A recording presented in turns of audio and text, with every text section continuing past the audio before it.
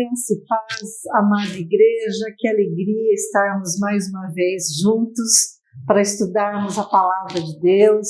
E eu tenho a alegria de convidar você para fazer uma reflexão sobre o monte, né? O Sermão do Monte. Nós vamos fazer uma análise das bem-aventuranças.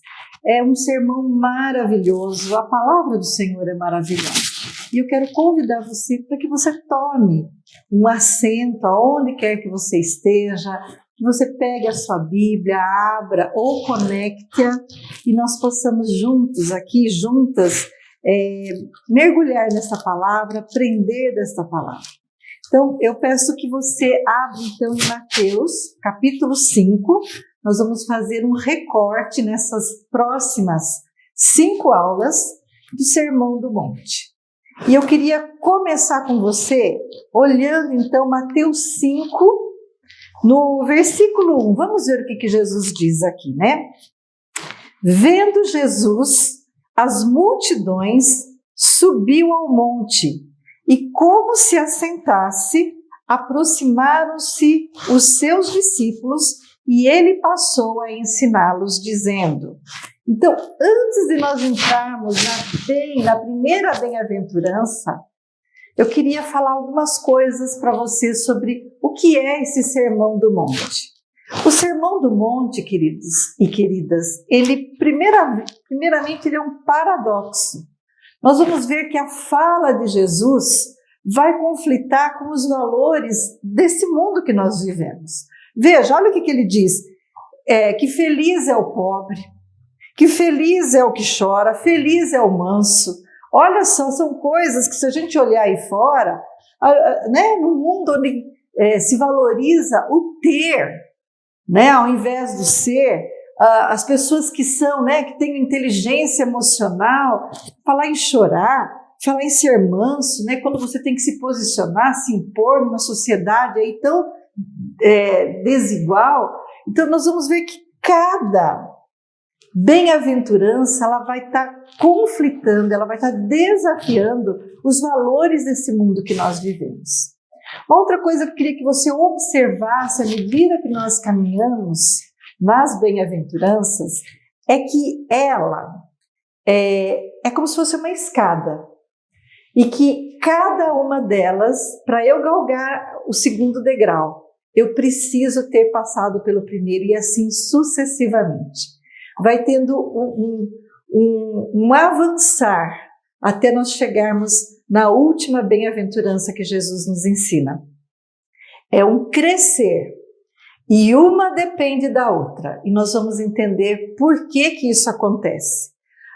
Uma outra coisa que eu quero falar com você sobre as bem-aventuranças é que as bem-aventuranças ou o Sermão do Monte, ele é uma receita que Jesus nos dá de como nós devemos ser como cidadãos do reino. É esse o perfil do cidadão do reino, é esse o perfil de quem vai estar com ele na eternidade, já usufruindo deste reino maravilhoso. Uma outra coisa é que é o maior sermão já pregado em toda a história da humanidade, pelo maior pregador de todos os tempos. Nunca houve e nunca haverá um pregador que se iguale ao Senhor Jesus. E ele tem credenciais, ele tem assim, moral, ele tem todos os privilégios, né? Ele é qualificado para nos passar esses ensinos. Por quê? Porque ele viveu e nos capacita e está qualificado para nos ensinar a respeito de cada uma dessas bem-aventuranças. Bom, e por que estudar essas bem-aventuranças? Por que refletir sobre elas? Já falamos, né, que é o perfil do cidadão do reino, e ele também vai detalhar o caráter do cristão. E aí é uma coisa que eu gostaria de falar com você nesta manhã, neste dia.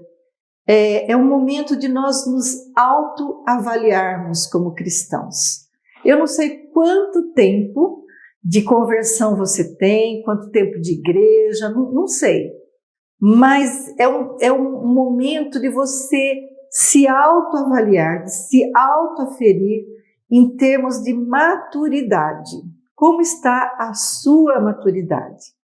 Quando nós conhecemos o Senhor Jesus, quando nós nos convertemos, nós somos filhos de Deus e filhos recém-nascidos, e nós vamos crescer, nós vamos nos tornar filhos maduros, filhos ruios. Então, as bem-aventuranças, tudo aquilo que o Senhor Jesus ensina nesse monte, vai falar de maturidade cristã, e é o momento não de você pensar no seu irmão de ministério, no seu vizinho, no seu filho, no seu esposo, seja lá no seu irmão. Nossa, né, meu irmão, ele ainda não atingiu isso aqui. Nossa, meu filho, ele precisa crescer. Não, esquece as pessoas agora. E lembre-se de você. Coloque-se na presença do Espírito Santo. Deixa ele te perscrutar o seu coração, para que você entenda onde você já está melhor, onde você já caminhou e o que você precisa fazer para atingir alguns pontos que todos nós sempre temos a melhorar. Então, ele vai detalhar o caráter do discípulo. O discípulo é aquela pessoa, né, que recebe ensino de alguém. Jesus é o nosso mestre, e ele vai dizer lá em João, capítulo 13, dos versos 34 a 35, ele vai dizer assim: olha, novo mandamento vos dou, que vos ameis uns aos outros, assim como eu vos amei, que também vos ameis uns aos outros. Nisto conhecerão todos que sois meus discípulos, se tiverdes amor uns aos outros. Então, isso aqui é o que Jesus vem nos ensinar, e nós vamos ver que o Sermão do Monte, ele vai ter uma parte que ele é do ouvir, do aprender, e mais na sequência das bem-aventuranças nós vamos ver que não é só ouvir e aprender, mas é praticar. Ele vai nos desafiar a isso. O Sermão do Monte, ele também pode se dizer que é a constituição do reino de Deus. Todo reino, o reino fala de governo, e todo governo, ele tem as suas regras, né? A sua lei maior, a sua lei fundamental, a sua lei suprema. Então nós podemos dizer que o Sermão do Monte, ele é a constituição do reino de Deus. É isso que vai reger a entrada, os direitos, os deveres de nós como cidadãos deste reino. Pensando na lei, nessa lei do reino de Deus, vamos lembrar que Moisés, ele recebe a lei mosaica. E depois nós vamos ver que essa lei, ela é entregue ao povo, né, de Israel, lá que vai então reger o tempo que eles estão, até a vinda de Jesus, que vai nos lembrar que ele não veio abolir a lei, mas ele veio aperfeiçoá-la. E é isso que nós vamos ver no Sermão do Monte. Em muitas passagens, Jesus vai se referir, ele vai reportar a lei. Vocês viram o que foi dito, né, Jesus? Amarás o seu amigo, o seu próximo como a si mesmo, né? Mas eu vos digo, foi dito, não adulterarás, mas eu vos digo. Então, ele sempre vai estar se referenciando à lei, mas vai trazer agora um patamar, um nível maior de profundidade, de aprofundamento nesses ensinos. Uma coisa interessante também, queridos, nós lembrarmos de um detalhe, né? A lei no Antigo Testamento foi dada a Moisés. No Novo Testamento, essa constituição, essa nova aliança, né, feita por Jesus, também traz uma lei suprema agora, que é o Sermão do Monte, que são as bem-aventuranças. E as semelhanças entre Moisés e entre Jesus, a gente vai ver que há algumas coisas interessantes, né? Por exemplo, Moisés, na época que ele nasce, existe lá um decreto de se acabar, né, de se matar as crianças. Jesus também, bem na época de Jesus, lá que ele estava de 2 anos para baixo, né? Então Moisés, ele acaba fugindo ou sendo resgatado lá pela filha de Faraó, que é Egito. Jesus também, ele vai para o Egito bem no momento que está tendo esse censo. Uma outra curiosidade é a gente lembrar que Moisés, ele vai subir o monte lá, depois de 40 dias e 40 noites, lá ele desce com as tábuas da lei. Nós vamos ver Jesus agora subindo o monte, depois de quanto? 40 dias no deserto. Logo na sequência ele vai estar tendo essa conversa, essa entrega, né, dessa constituição, desta lei aos discípulos. Então, assim, são algumas curiosidades que Mateus, que ele vai ter como público-alvo quando ele escreve o Evangelho, ele vai escrever para os judeus, sempre fazendo uma relação do Velho Testamento com Jesus, no intuito deles entenderem, de que os olhos deles se abrissem, para que eles compreendessem que esse Jesus era o Messias tão esperado. Muito bem. Voltando aqui agora para a nossa palavra, na nossa Bíblia, vendo Jesus, as multidões subiu ao monte. Primeira coisa, eu queria que você atentasse para esse texto de Mateus 5:1, é que as multidões, elas buscavam Jesus. A fama de Jesus já tinha se espalhado, então era comum você ver aonde Jesus estava, sempre tinha grandes multidões. Mas é interessante notar que a multidão, ela nunca foi algo que mexeu com Jesus, vamos dizer assim.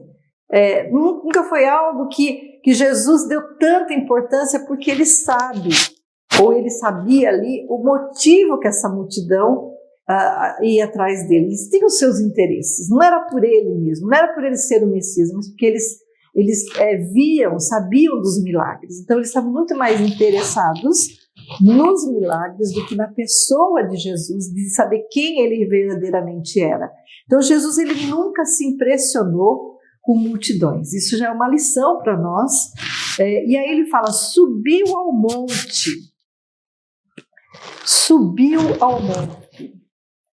Nós vamos entender aqui que o monte, porque Jesus poderia ter falado com seus discípulos em outros lugares e dado esse sermão.